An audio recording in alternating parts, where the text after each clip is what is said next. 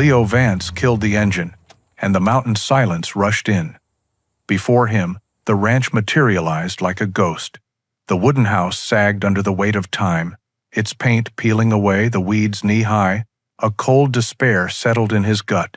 This wasn't a legacy, it was a tombstone. But then, his loyal dog, Ghost, reacted with strange excitement, circling the house as if greeting an old friend. Why would this desolate place spark such a powerful response from his trusted companion? Please support us by subscribing to the channel. The air in Mr. Abernathy's office was thick with the scent of old paper and stale coffee, a smell Leo Vance associated with finality. He sat stiffly in a leather chair that had seen better decades, its surface cracked like a dry riverbed. His suit, the only one he owned, felt tight across his shoulders, a relic from a life he no longer lived, a man he no longer was. Beneath his chair, a quiet presence offered the only comfort he could feel. Ghost, a 5-year-old German shepherd, lay with his head on his paws, his magnificent coat of silver, gray and white, a stark contrast to the drab, wood-paneled room. His intelligent amber eyes were fixed on Leo, tracking the subtle clench in his jaw, the restless tap of his fingers against his knee. Ghost was more than a service dog. He was an anchor, a silent witness to the silent wars that still raged within Leo's mind. Across from them sat Clara, Leo's younger sister. She was the picture of composure in a tailored black dress, her blonde hair pulled back in a neat, efficient bun. At 32, she moved with the confident energy of someone who had mapped out their life and was now executing it with precision. Her gaze flickered from the lawyer to her watch, a small, impatient movement that spoke volumes. She held a sympathy that felt rehearsed, a grief that was tidy and manageable. The man behind the mahogany desk, Mr. Abernathy, was a friend of their uncle's, a lawyer from a generation that valued handshakes over emails. He was a kind, elderly man with a shock of white hair and glasses perched on the end of his nose. He peered at them over the rims, his expression gentle as he cleared his throat. "Arthur was a good man," he began, his voice raspy with age. He was very clear about his final wishes. He served his country in the Vietnam War, you know, fought in 1973.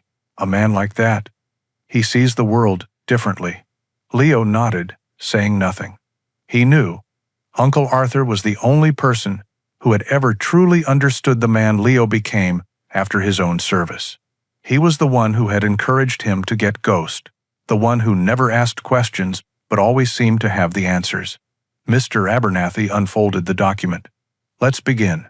To the local Veterans Post, he leaves a donation of $10,000. The lawyer continued, listing small bequests to friends and charities. Leo's mind drifted. He could feel Ghost's warm breath on his ankle. The dog shifted slightly, nudging his leg, a gentle reminder to stay present. "Now, for the primary assets," Mr. Abernathy said, his tone shifting. "To my beloved niece, Clara Jensen, I bequeath my residential property, located in Denver, Colorado, along with all its contents. I also leave her the entirety of my investment portfolio and the remaining balance of my savings and checking accounts." A quiet sigh of relief escaped Clara. It was subtle, but Leo heard it. He saw the tension in her shoulders relax. It was what everyone had expected. Clara was the successful one, the responsible one. She had managed Arthur's affairs in his final years, a task she had performed with dutiful efficiency. Leo felt a familiar hollowness spread through his chest. He expected nothing, and yet the confirmation still stung. He was the drifter, the broken soldier his family didn't quite know what to do with. And finally, Mr. Abernathy looked directly at Leo, his gaze soft but intense. "To my beloved nephew, Leo Vance, I leave my ranch property in Gallatin County, Montana, including all structures and the land itself, free and clear of any debt." Silence descended upon the room. Montana, the word echoed in Leo's head. He remembered vague childhood stories of a remote, rugged piece of land where Arthur would go to escape the world, a place of wind and solitude. Clara turned to him, her expression a mixture of confusion and pity. "The ranch? That's it?" she whispered, more to herself than to him. Mr. Abernathy solemnly folded the will. He slid a large, old-fashioned iron key across the desk toward Leo. It was heavy, ornate, and worn smooth from years of use. As Leo reached for it, the lawyer's eyes met his again. It was a look that lasted only a second, but it was filled with a meaning that transcended the legal jargon of the will. It was a look of shared understanding, a silent message that said, "The true value isn't written on the paper." The meeting concluded. Clara handled the paperwork with the lawyer while Leo stood by the window, staring out at the gray city street without seeing it. The key felt cold and heavy in his hand. Ghost rose and stood beside him, pressing his body against Leo's leg. Once they were in the hallway, the scent of antiseptic cleaner replacing the musty smell of the office, Clara approached him. "Leo, we need to talk about this," she said, her voice low and practical. "I've already spoken to a realtor. The market in that part of Montana is surprisingly active, mostly for developers looking for large plots. We can sell it quickly." Leo turned to face her. "Sell it? Of course, sell it," she said, as if it were the most obvious thing in the world. "What are you going to do with a neglected, run-down ranch in the middle of nowhere? It's a burden, Leo. Uncle Arthur probably kept it for sentimental reasons, but sentiment doesn't pay the bills. This is the best way I can help you. We'll get a decent price, and you'll have a fresh start. You can get a proper apartment, maybe go back to school. It's long about Ian, and the him." Every word was a carefully placed stone, building a wall between them. She thought she was helping. She genuinely believed she was doing the right thing, offering a practical solution to her impractical, troubled brother. And that, more than anything, was what hurt. She saw the ranch the same way she saw him, a problem to be managed, a liability to be liquidated. Leo looked from her earnest, uncomprehending face to the heavy iron key in his palm. He felt the weight of it, the weight of a life lived differently, the weight of a legacy he didn't understand. He felt the sting of her judgment, a bitter confirmation of his own deepest fears, that he was lost, adrift, and a burden to those he loved. "I'll think about it," he said, his voice flat. It was a lie, but it was easier than fighting a battle he didn't have the energy for. He turned and walked away, Ghost trotting faithfully at his side. He didn't know what he would do, but as his fingers closed around the old key, he knew one thing. He had to go. He had to see the useless, burdensome place his uncle had left him. He owed him that much. The drive north from Denver was a long, silent pilgrimage. For 2 days, Leo Vance's old pickup truck ate up the miles, the monotonous drone of the engine a steady companion. In the passenger seat, Ghost slept for long stretches, his silver-gray body rising and falling with each breath. But whenever Leo's grip on the steering wheel tightened or a shadow passed over his face, the dog would stir, lifting his head to rest it on Leo's thigh, a quiet gesture of support. They left the sprawling suburbs behind, trading them for the endless plains of Wyoming, and finally, the vast open skies of Montana. The landscape was beautiful in a stark, intimidating way. Mountains clawed at the horizon, their peaks still dusted with early autumn snow. The sky was a boundless expanse of blue, so big it made Leo feel infinitesimally small. It was a land that didn't care for a man's troubles. It simply was. He thought of Clara's words, her practical, sensible plan to erase this piece of their family's history and turn it into a neat number in his bank account. She meant well, he knew. In her world of spreadsheets and 5-year plans, the ranch was an anomaly, an unproductive asset. But as he drove deeper into the wilderness that his uncle had called home, he felt the cold iron key in his pocket and wondered if Arthur had seen a different kind of value, one that couldn't be calculated. The final turn took them off the paved highway and onto a gravel road that wound through stands of pine and aspen. The truck bounced and rattled, kicking up a plume of dust behind them. After another 10 minutes, he saw it. A weathered wooden sign, half swallowed by overgrown bushes, Red Vance Ranch. Leo pulled to a stop and killed the engine. The sudden silence was absolute, broken only by the sigh of the wind through the tall pines. He stepped out of the truck, his boots crunching on the gravel. The ranch was exactly as Clara's pity had described it, and yet it was so much more. It was a picture of profound neglect. The main house, a 2-story wooden structure, sagged slightly to one side, its posture weary. The paint, once a clean white, had peeled and flaked away, revealing the gray, weathered wood beneath. Knee-high weeds and wildflowers choked what might have once been a lawn. A large barn stood nearby, its great doors hanging slightly ajar, a dark, silent mouth. It was desolate. For a long, crushing moment, Leo's shoulders slumped. He felt the full weight of the scene before him. This wasn't a home. It was a tombstone. Clara was right. This was a burden, a final, heavy piece of evidence that his life had veered so far off course that this was all he was deemed fit for. The despair was a cold, physical thing, settling deep in his gut. What was he supposed to do here? Rot away like the fence posts? Then, a flurry of motion broke the stillness. Ghost, who had been waiting patiently, leaped from the truck. But this wasn't the calm, composed service animal Leo knew. A jolt of pure, unadulterated excitement seemed to shoot through him. His tail, usually held in a gentle curve, was now a plume of silver, wagging furiously. His nose was to the ground, then in the air, sniffing, cataloging 1,000 forgotten scents. He took off, not in a frantic run, but with a joyful, loping gait. He circled the house, his paws disappearing in the tall grass.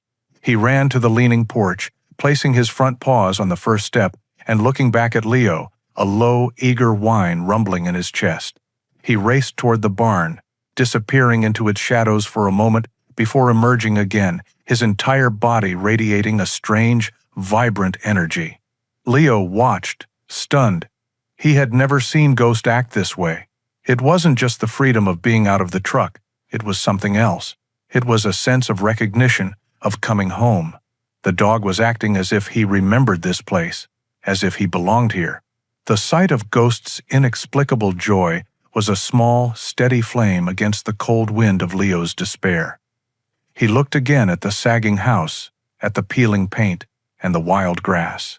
The structures were neglected, yes, but their bones were strong.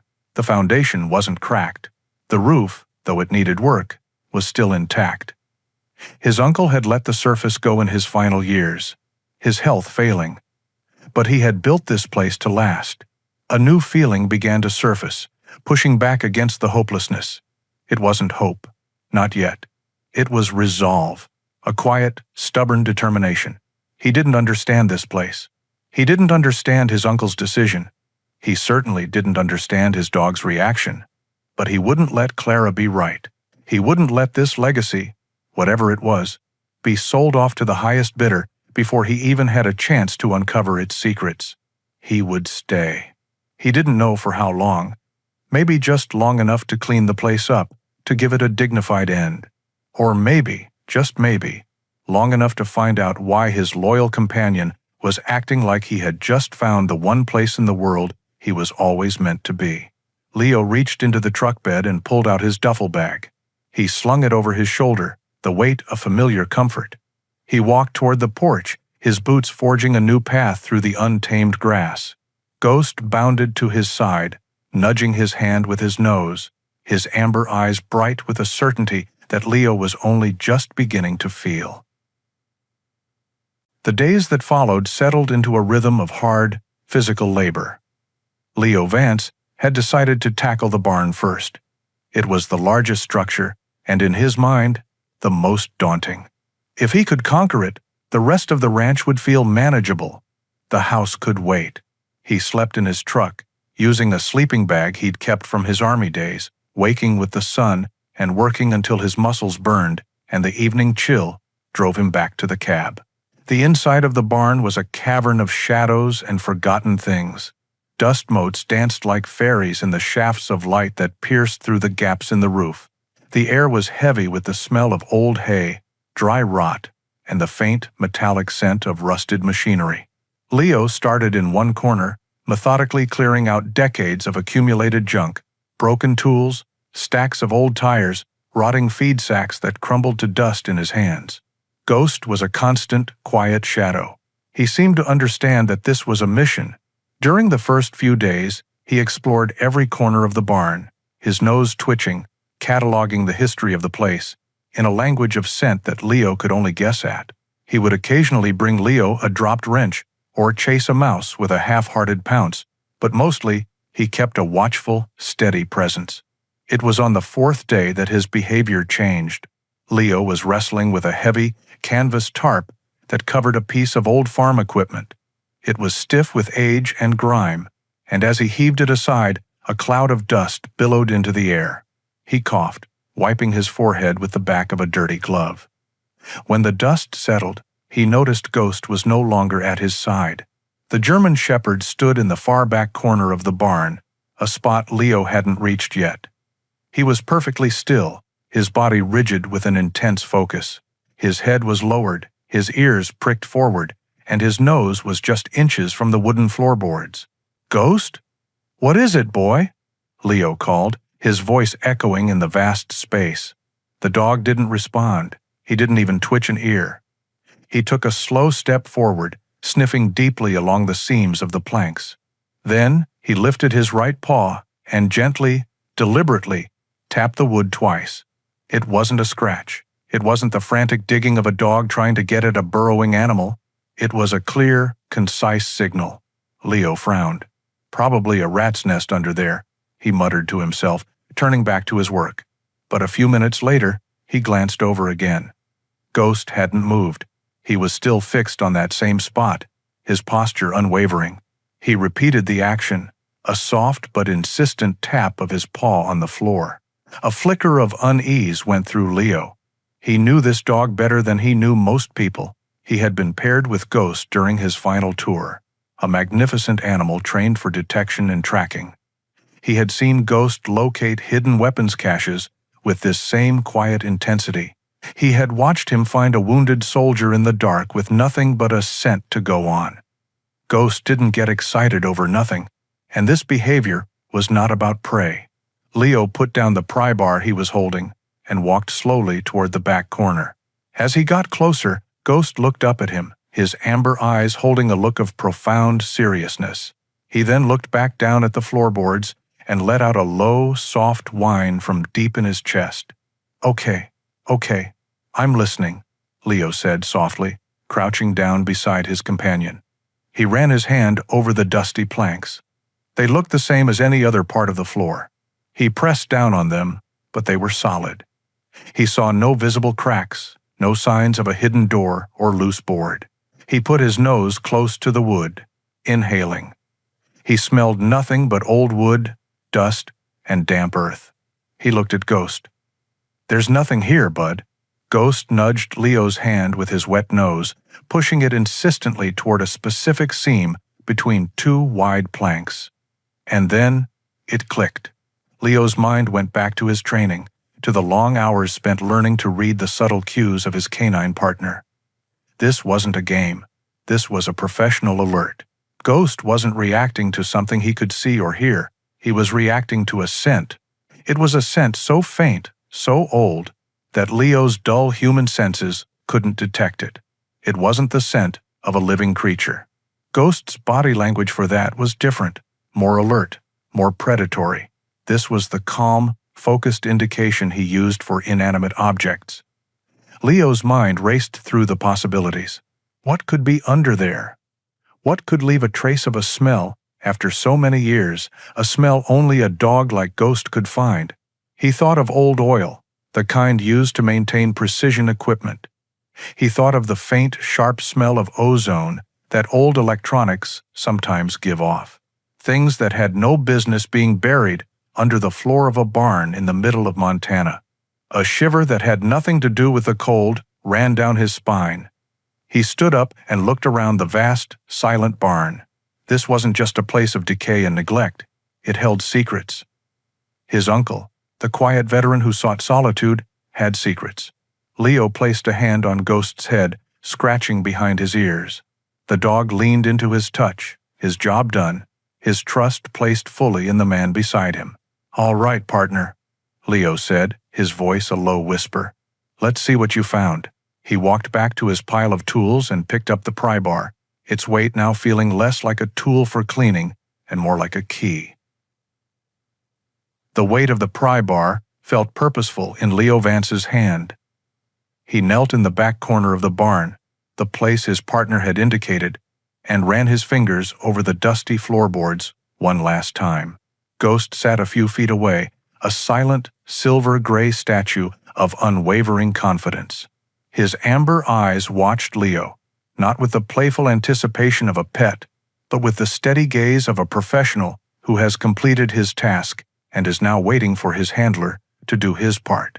Leo wedged the flattened end of the pry bar into the seam Ghost had nudged. He put his weight into it. The old wood groaned in protest, a long, mournful sound that echoed in the cavernous barn. Splinters popped. With a final, sharp crack, the end of the first plank lifted, releasing the musty smell of the dark earth beneath.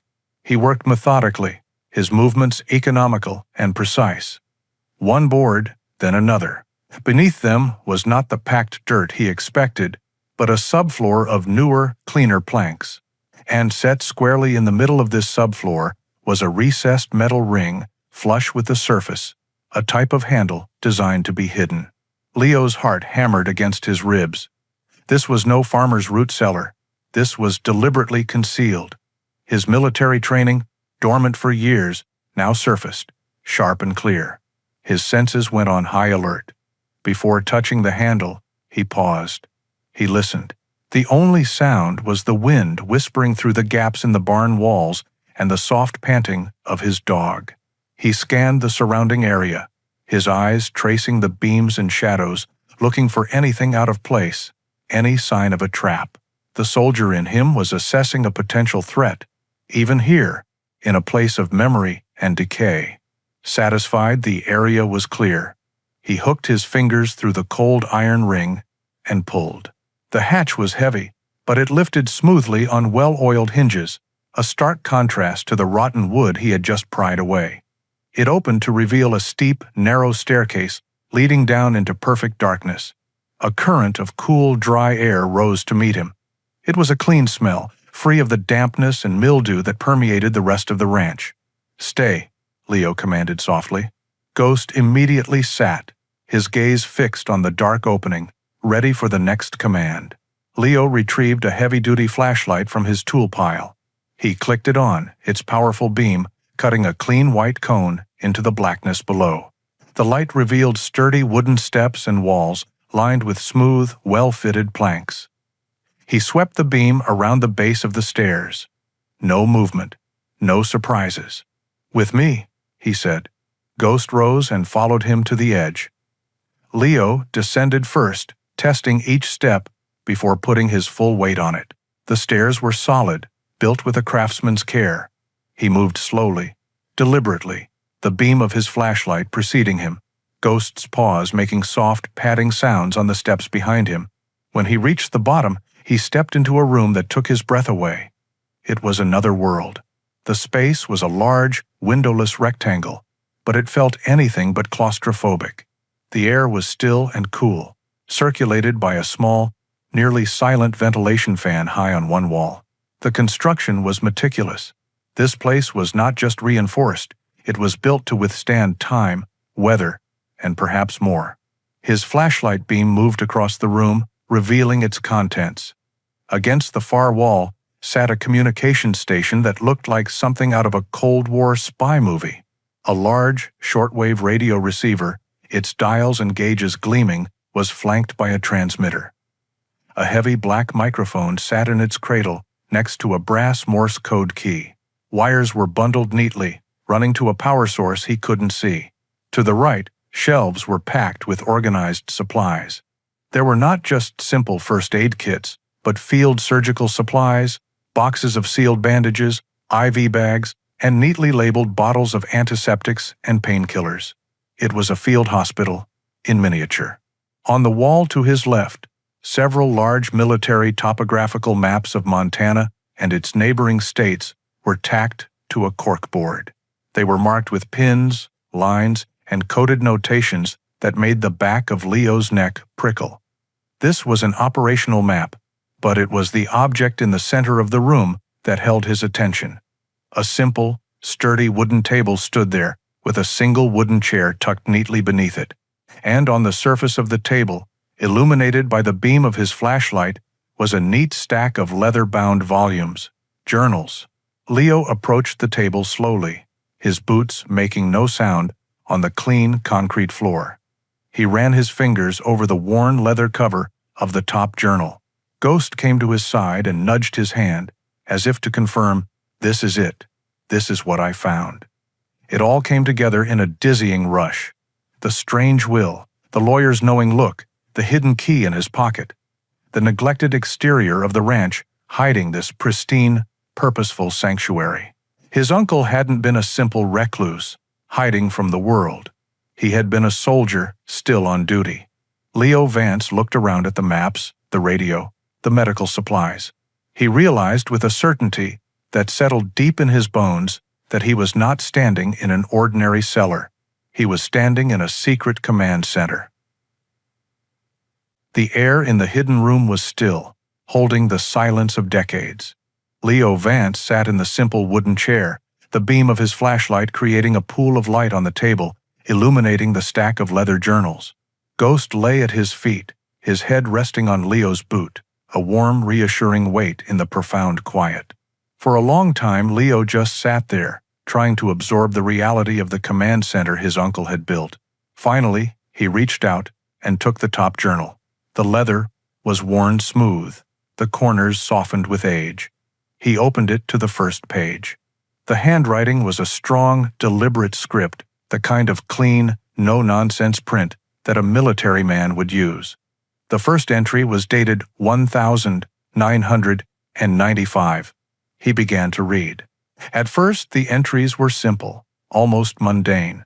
Arthur wrote about the ranch, the harshness of the Montana winters, the satisfaction of mending a fence or chopping wood. He wrote about the quiet, the solitude, and how it was the only thing that could silence the echoes of the war he had fought in 1973. Leo felt a deep pang of recognition. He understood that need for silence, for a space big enough to hold the noise in your own head. But as he moved deeper into the journal, the entries began to change. Names appeared, always just first names or call signs. Michael, Preacher, Rook. They were not neighbors or friends in the traditional sense. They were men who arrived in the dead of night and left just as quietly a few weeks later. Michael left this morning, one entry read. The nightmares are less frequent. He knows how to breathe again. I sent him on to the next station. He has a chance now. Another entry spoke of a young man who reminded Arthur of a soldier he'd lost in his platoon. This one, Rook, is just a kid. The world broke him, and the system threw him away. We patched up the hole in his shoulder. The one in his soul will take longer. Leo's hands trembled as he turned the pages. He was reading the logs of a secret operation. He picked up the next journal, and the next. The story unfolded, spanning over 20 years. His uncle, the man he thought was a simple recluse, had created a lifeline. He had built an underground railroad for the souls of broken soldiers. In the third journal, he found the name. Arthur had written it at the top of a page, underlining it twice. The Shepherd's Path. The name hit Leo with the force of a physical blow. A shepherd, someone who guides a lost flock, who protects them from predators, who leads them to safe pastures. The ranch wasn't a hideout. It was a sanctuary. It was the first safe pasture on the path. The men who came here weren't running away. They were being guided home. He thought of his own years of drifting after the service, the feeling of being utterly alone, of speaking a language no civilian could understand. He thought of the countless veterans he knew who had fallen through the cracks, lost to despair or the cold indifference of the system they had sworn to serve. His uncle hadn't just seen the problem. He had built a solution, one man at a time, in the quiet solitude of the Montana wilderness. He read for hours, losing all track of time. The barn above grew dark, and the temperature in the cellar dropped, but Leo felt a fire kindling inside him. It was a warmth he hadn't felt in years. It was the warmth of purpose. He finally reached the last journal. It was thinner than the others, its pages only half filled. The handwriting was shakier now, the strong script of the soldier beginning to waver with age and illness. He flipped to the last written entry, dated just a few months before Arthur's death. The page was not about a visitor or the operations of the network. It was about him. It was about the will. Leo's breath caught in his throat as he read his uncle's final words. The lawyer says I should be practical. He says I should leave the ranch to Clara. She would sell it, pay off any debts, and give the money to Leo. It is the sensible thing to do. But they do not understand. I must leave the ranch to Leo, not because it is what is left over, but because it is the most important thing I have. Clara has a kind heart, but she only sees value in dollars. She cannot see the true worth of this ground, of these walls. Only a soldier can understand the value of a safe harbor. Only a shepherd can understand the needs of the flock. This is not a burden I leave him.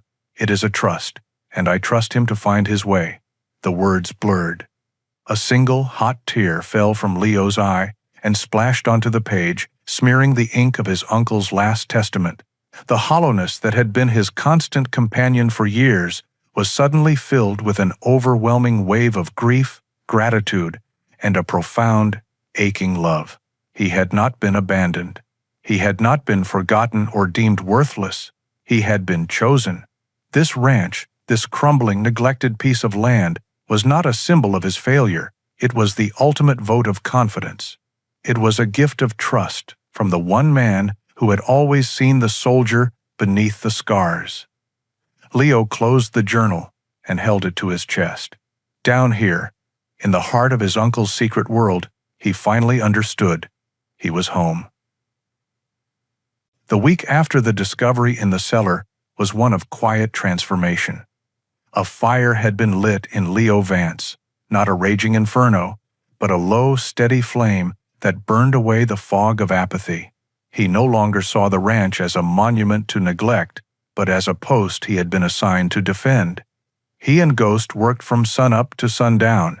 He had cleared the overgrown path to the front door, reset a few loose stones on the porch steps, and had begun the monumental task of clearing the clutter from the main house. He was wrestling with a stuck window frame on the ground floor, his worn plaid shirt dusty and his face beaded with sweat, when a sound broke the mountain silence.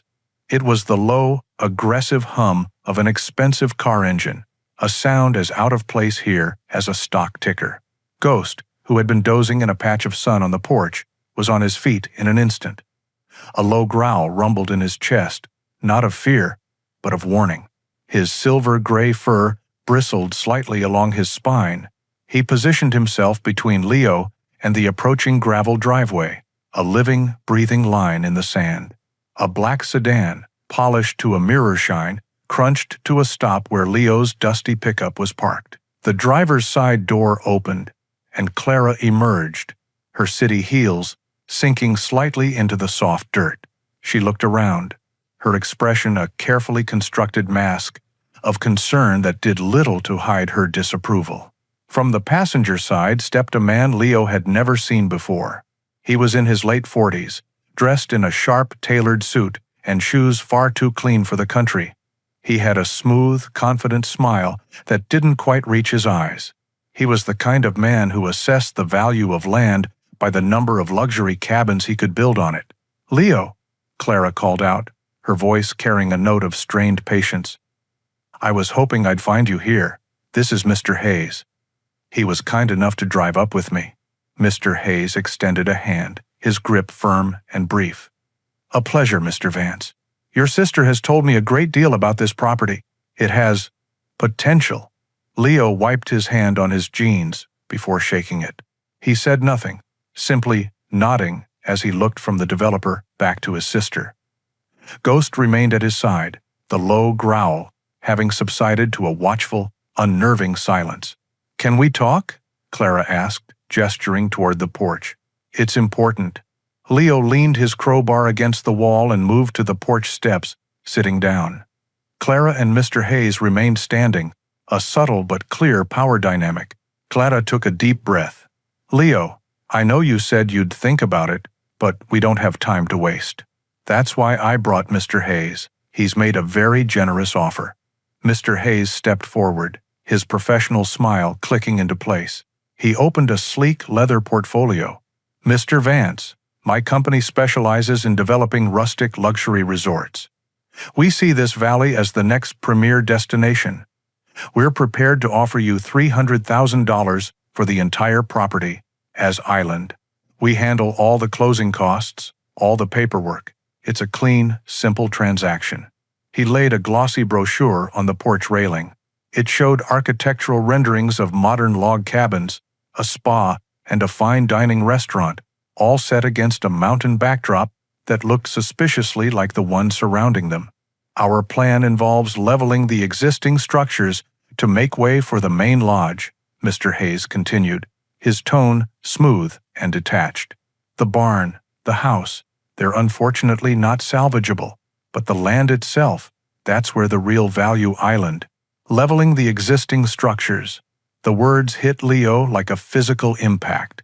Leveling the barn with its hidden sanctuary. Leveling this house, a place where his uncle had given men a second chance at life. Clara placed a hand on his shoulder. "Leo, listen to him. This is a lifeline. $300,000.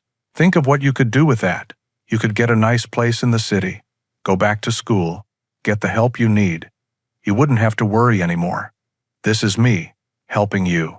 Uncle Arthur would have wanted you to be safe and secure, not stuck out here trying to save a place that's beyond saving." She believed it, every word. In her logical, practical mind, this was an act of love. She was rescuing him from a bad decision, saving him from himself. She saw a broken man clinging to a broken building, and she was offering him the only cure she understood: money. For a long moment, the old Leo, the quiet, lost man, was silent. He looked down at his calloused hands. He felt the familiar weight of his family's concern, a weight that had always felt like judgment. But then, he thought of the journals. He thought of the words his uncle had written. Only a soldier can understand the value of a safe harbor. He felt ghost press against his leg, a steady, unwavering presence. He lifted his head, and the man who looked at Clara was not the one she remembered. The hesitation was gone from his eyes, replaced by a calm, unshakable certainty. His voice, when he spoke, was not loud, but it carried across the porch with the authority of a commander. "In number." Clara blinked. "What do you mean, no?" "Leo, be reasonable." "I said no," he repeated, standing up. He was taller than Mr. Hayes, and for the first time, he seemed to fill his own space. "You're not leveling anything. You're not building anything. You're not buying this land." Mr. Hayes's smile tightened. "Mr. Vance, perhaps you don't understand. This is a very strong offer, well above the current market value for undeveloped land in this condition." Leo looked the developer straight in the eye. "You're right. I don't think you understand. You see a dollar amount. You see a blank canvas for your resort. You see something you can exploit, but you don't see what's actually here." He turned to his sister, his voice softening, but losing none of its resolve. "Clara, this place isn't a burden. It's a legacy. It's the most valuable thing Uncle Arthur owned, and it has nothing to do with money.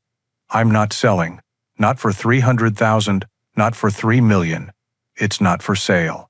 The finality in his tone was absolute. Clara stared at him, her mouth slightly open, a look of genuine shock on her face. She was seeing a brother she didn't recognize, a man who was not lost, but found. The black sedan disappeared down the gravel road, leaving a cloud of dust that hung in the still mountain air like an angry ghost. Leo Vance stood on the porch, his hands clenched into fists at his sides, his knuckles white. The confrontation had left him shaken, a bitter cocktail of anger and a deep, familiar sorrow churning in his gut. He had won the battle, but the victory felt hollow. He was still alone. Ghost, sensitive to every shift in his handler's mood, whined softly and pressed his head against Leo's thigh. The simple, unconditional support was a grounding force. Leo took a deep, shuddering breath, the clean, pine-scented air doing little to calm the storm inside him. He had a mission now, a legacy to protect, but the sheer scale of it, the rot and decay, the leaking roof and the failing foundation, felt overwhelming. He was one man against a mountain of work. It was then that a new sound drifted up the road. Not the aggressive hum of a luxury car, but the low, rumbling growl of an old, hard-working engine. A few moments later, a faded blue Ford pickup truck, a model from at least 20 years ago, came into view. It was dented and scratched, its bed filled with tools and a spare tire. It pulled to a stop behind his own truck, the engine cutting out with a sputtering sigh. Ghost's ears perked up, but he didn't growl. He let out a low, curious woof, his tail giving a single, hesitant wag. The driver's side door creaked open, and a man emerged. He was older, probably in his early 70s, with a sturdy, broad-shouldered frame that spoke of a life of physical labor.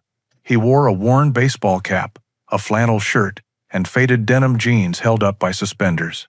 His face was a roadmap of wrinkles, etched by years of sun and worry, but his blue eyes were clear and sharp, holding a look of quiet perception. The man didn't approach immediately.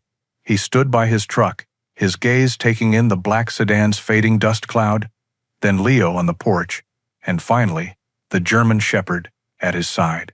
He gave a slow, deliberate nod.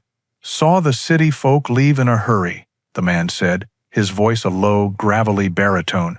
"Figured they weren't here to admire the scenery. Thought I'd check in." Leo relaxed his fists. There was no threat here. He could feel it. "Just a family disagreement," he said, his voice hoarse. The old man walked closer, his boots crunching on the gravel. He stopped at the bottom of the porch steps and looked up at Leo. "You must be Arthur's boy." "Leo." "I'm Ben. Lived over on the next ridge for 40 years. He didn't offer to shake hands, a gesture Leo appreciated. Instead, he just stood there, a quiet, solid presence.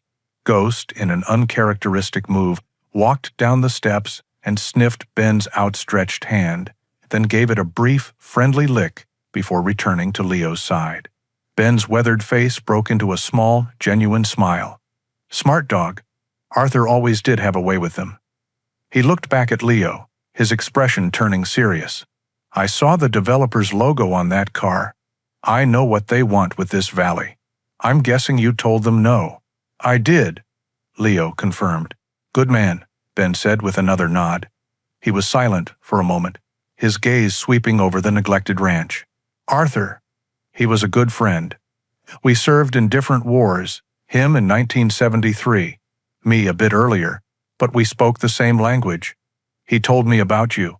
Told me you were coming." Leo's head snapped up. "He told you?" "Not in so many words," Ben clarified. "But he told me he'd made arrangements. He told me to keep an eye on the place after he was gone. He said the right person would show up. I was his gatekeeper, you might say. Made sure no one got too curious about the comings and goings over the years." The word hung in the air between them. Gatekeeper.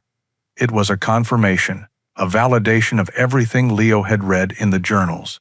He wasn't the first person to stand guard here. "You knew," Leo said, his voice barely a whisper. "You knew about the shepherd's path." Ben's expression didn't change, but his eyes softened with a deep, shared understanding. "I knew Arthur gave shelter to those who needed it. That's all I needed to know. The man was a lighthouse in a storm. My job was just to make sure the light stayed on." A wave of relief so powerful it almost buckled Leo's knees washed over him. He was not alone. The weight of the mission, the impossible task of rebuilding this place, suddenly felt a little lighter. Ben seemed to sense the shift. "Look, son, this place needs a lot of work. Arthur did what he could, but his body gave out on him these last few years. You can't do it all yourself." He walked past Leo and peered into the dark interior of the house. "You get the generator running yet?" "Haven't found it," Leo admitted. "It's out back, Behind the woodshed, Ben said, already walking toward the side of the house. He had it hooked up to the main panel, but it's got a trick to it. He led Leo to a small, shed-like structure. Inside was a large diesel generator. Ben pointed to a series of switches. You gotta flip this one, then this one. Wait 10 seconds, then hit the ignition. Do it in the wrong order, and you'll flood the engine. He then led Leo to the barn, to a large wooden chest Leo had assumed was full of old horse tack. Ben tapped a spot on the bottom. False floor. Arthur kept his best tools in here, the ones he didn't want rusting. Saws, drills, the good stuff. It is remedy. He showed Leo where Arthur had hidden a cache of non-perishable food, how to prime the old well pump, and which of the floorboards in the house were the weakest. He moved with a quiet, confident familiarity, a man who knew the secrets of this land. Each piece of information was a gift, a tangible piece of support that was worth more than all the money Mr. Hayes had offered. When they returned to the front porch an hour later, the sun was beginning to dip behind the mountains. You got a long road ahead, Ben said, placing a heavy hand on Leo's shoulder. But you're not walking it alone. Arthur wouldn't have wanted that. With a final nod, he turned and walked back to his old truck. Leo watched as it rumbled back down the gravel road, its red taillights disappearing into the dusk. He looked out at the vast, silent valley, but it no longer felt empty. It felt like a fortress. And, for the first time in a very long time, Leo Vance felt like he was standing on solid ground. Ben's revelation had been a turning point. The knowledge that he was not the sole guardian of this legacy gave Leo Vance a strength he hadn't realized he was missing. The next morning, Ben returned as promised, his old truck rattling up the driveway just as the sun crested the mountains. He carried a thermos of coffee and 2 tin mugs. Before we get to the heavy lifting, Ben said, his voice a low rumble in the crisp morning air. There's one more thing Arthur wanted you to have. Said it was the fuel for the engine. He led Leo not to the barn or the house, but to the old, leaning woodshed. Inside, stacked cords of firewood lined the walls, smelling of pine and thyme. Ben walked to the back wall and began to unstack the wood, revealing a section of the wall that was subtly different. There was no handle, no visible lock. Ben simply pressed a specific knot in the wood, and a small, cleverly hidden panel popped open. Inside the dark recess was a heavy, military-style metal ammunition box. It was locked with a simple combination padlock. Ben looked at Leo, a knowing glint in his blue eyes. He never told me the combination, said the right person wouldn't need to be told.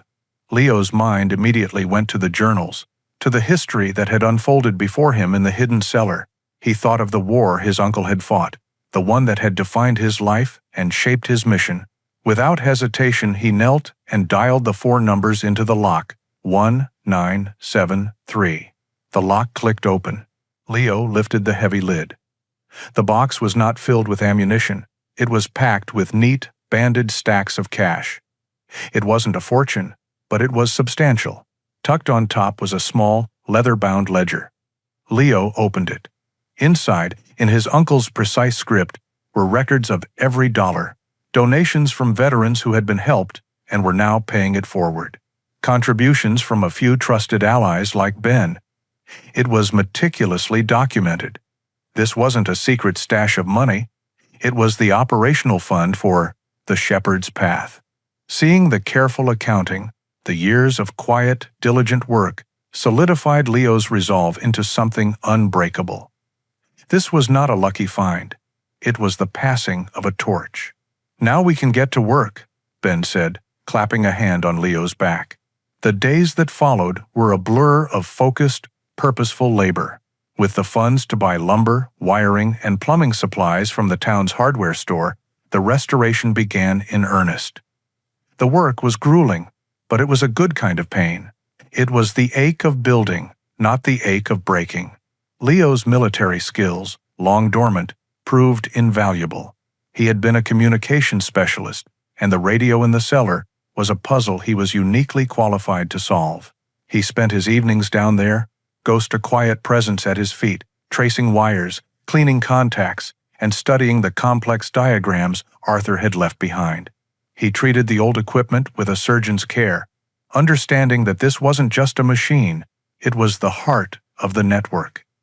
It was the voice in the wilderness that had called so many lost soldiers home. During the day, he and Ben worked on the physical structures. They started with the roof of the main house, stripping away the rotten shingles and replacing the damaged timbers. Ben, despite his age, worked with the steady, efficient rhythm of a man who had been working with his hands his entire life. He taught Leo how to measure twice and cut once, how to trust the feel of the wood, how to build something that would stand against the harsh Montana winds. Ghost was their foreman. The silver-gray German shepherd seemed to have an innate sense of the project.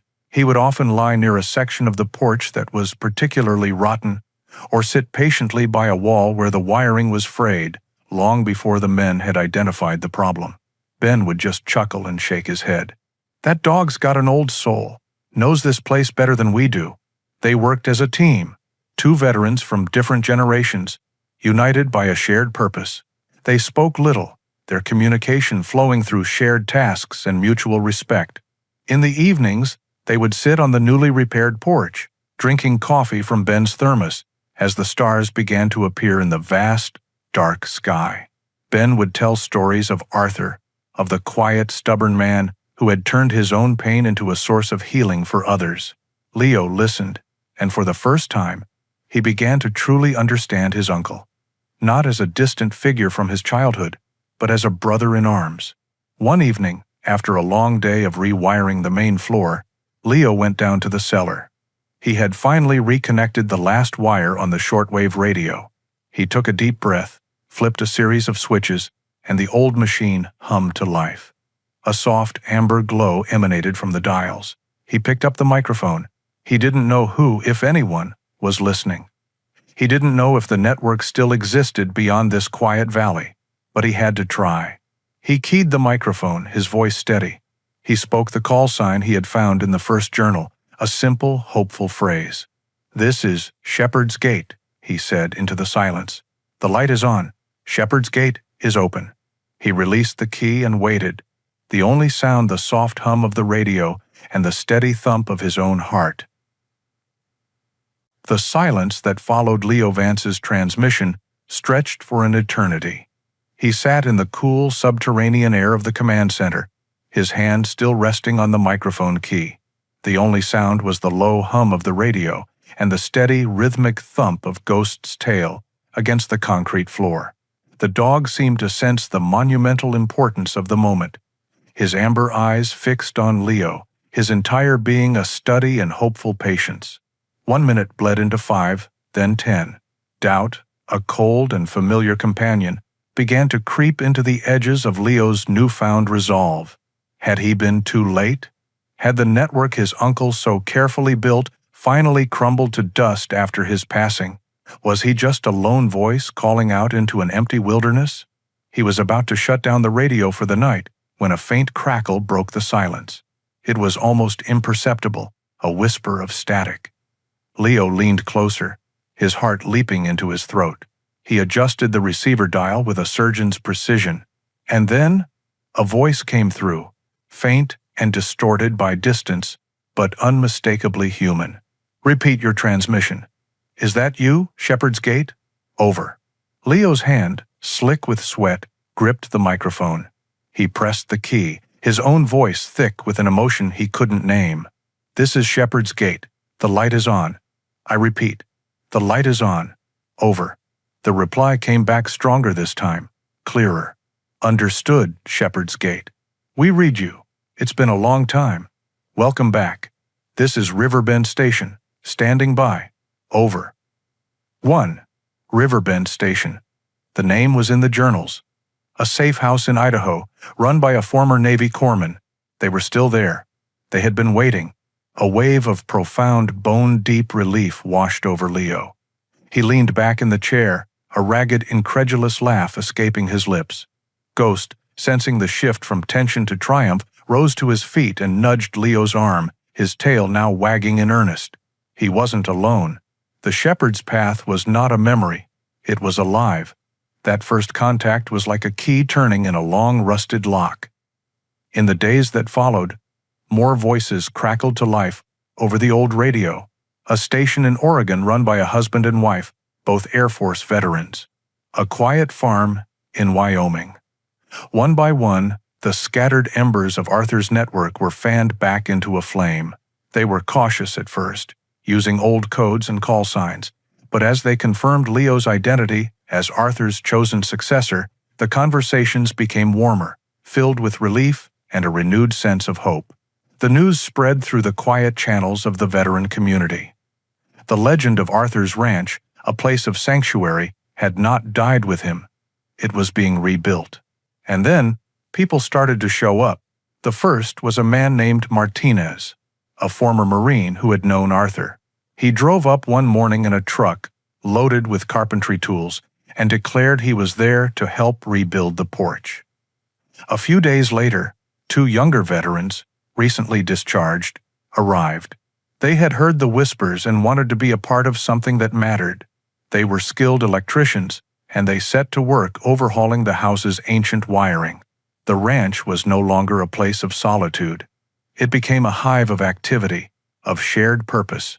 The air filled with the sounds of hammers, saws, and the easy camaraderie of soldiers. Men who had felt lost and invisible in the civilian world found a new mission. They were rebuilding not just a house, but a home. They were rebuilding a piece of themselves. Ghost was in his element, moving among the volunteers, offering a reassuring nudge or a friendly lick, a 4-legged morale officer in a coat of silver gray. Leo, in the midst of it all, found a new kind of peace. He was a leader again, not by shouting orders, but by working alongside his new brothers in arms, sharing a common goal.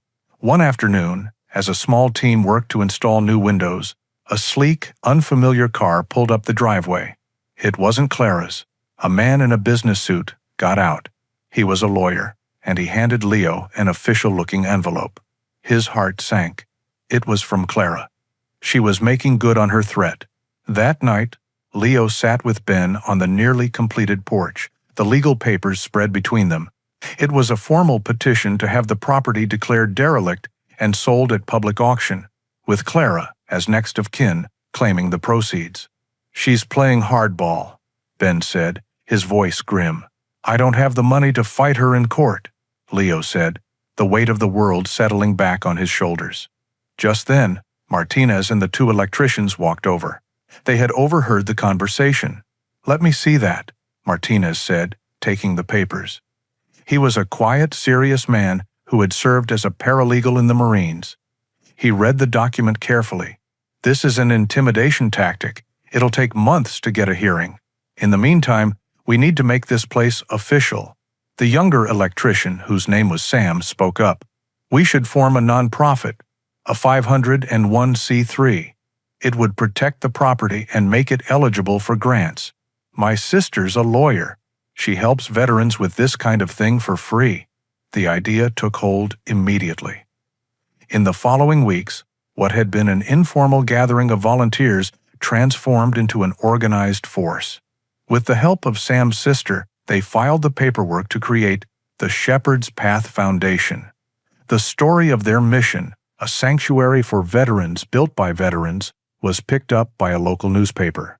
The article reached Clara's lawyer in Denver. He called her immediately. He explained that suing her brother was no longer a simple matter.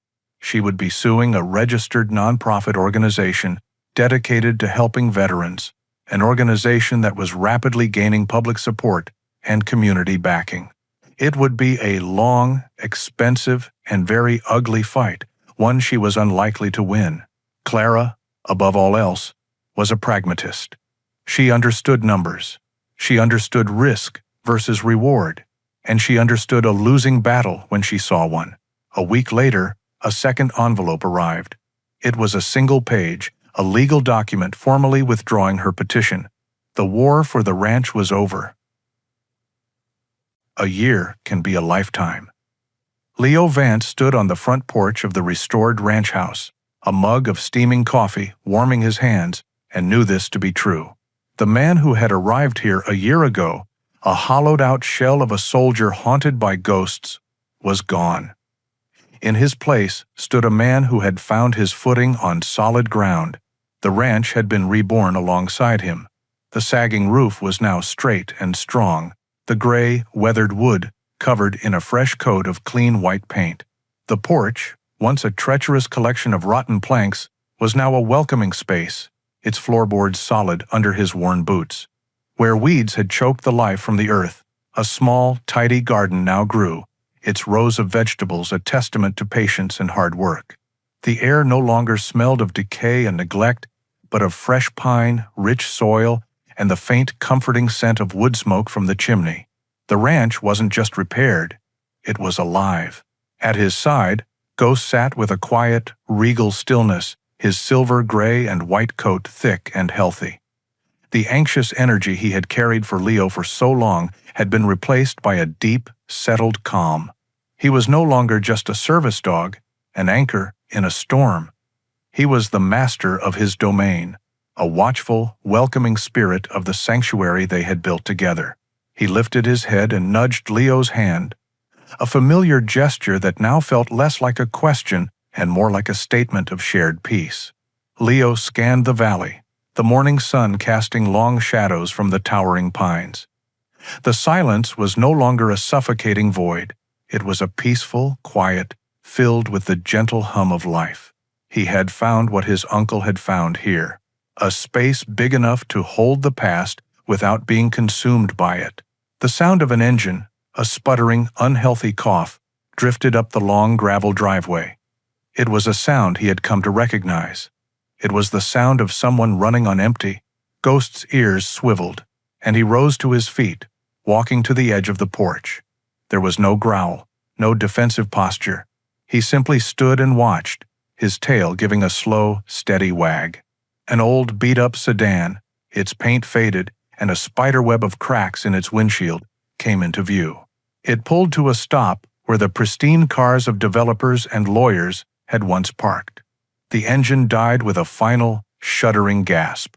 For a long moment, nothing happened. Then, the driver's side door opened, and a young man emerged. He couldn't have been more than 22. He was thin, almost gaunt, and wore a dusty army surplus jacket that hung loosely on his frame. His face was pale and drawn, and his eyes, wide and haunted, darted around, taking in the house, the barn, the vast, intimidating landscape. He looked like a man who had reached the end of his road and wasn't sure if he had the strength to take another step. Leo recognized the look. He had seen it in the mirror for years. He set his coffee mug down on the railing. He didn't move forward, not wanting to spook the kid. He just stood there, a calm, steady presence. "You found the right place," he said, his voice quiet but clear, carrying easily in the still air. The young man flinched, startled. He hadn't seen Leo on the porch. His eyes locked on Leo, then flickered to the large German shepherd standing beside him. He looked ready to bolt. Ghost seemed to understand. He took a few slow steps down from the porch and sat at the bottom, his posture relaxed and non-threatening. He let out a soft, low woof, a gentle invitation. The young soldier's shoulders, which had been tensed up to his ears, lowered a fraction. His gaze shifted back to Leo. They said there was a place," the young man said, his voice cracking with exhaustion and a desperate, fragile hope. "A place for guys like me." Leo nodded slowly. He saw it all in the kid's eyes. The sleepless nights, the memories that played on a loop, the crushing feeling of being a stranger in the world he had fought to defend. He saw his own reflection, the ghost of the man he had been. But looking at that reflection now, he felt no fear, no despair. He felt only a profound, compassionate understanding. He felt a purpose. "They were right," Leo said, his voice gentle. He took a step forward, his hands open at his sides. "The path was long, I know, but you're here now. You're safe." He walked down the steps and stood before the young man.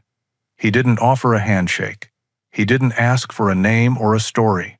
That would come later, when it was ready to be told.